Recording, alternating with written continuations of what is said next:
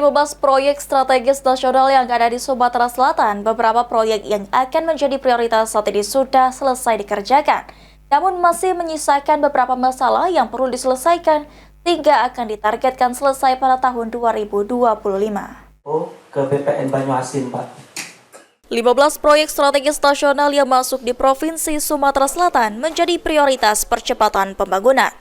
PJ Gubernur Sumatera Selatan Ellen Setiadi mengatakan, jalan tol yang menjadi prioritas masih perlu beberapa penyelesaian pembebasan lahan yang saat ini masuk dalam proses. Sedangkan bendungan 3 di Haji akan ditargetkan selesai tahun 2026.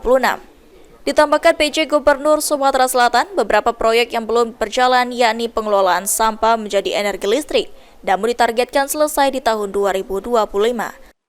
Yang untuk jalan tol ada beberapa hal harus kita selesaikan, terutama lahan dan pembangunannya. Untuk lahan yang diharapkan ada beberapa segmen yang harus diselesaikan dan itu sudah dalam progres, tidak terlalu banyak lagi, mudah-mudahan ini bisa kita selesaikan.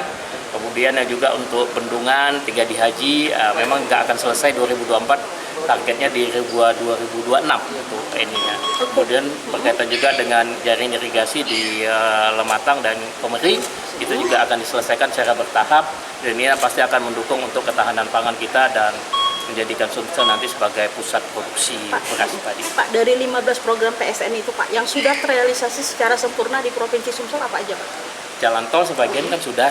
Oke. Kemudian kereta api, kita akan selesaikan yang untuk flyovernya nanti. Sawah cetak, sawah sudah.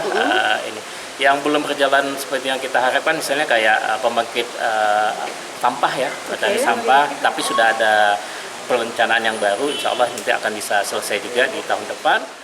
Lutfi Pal TV.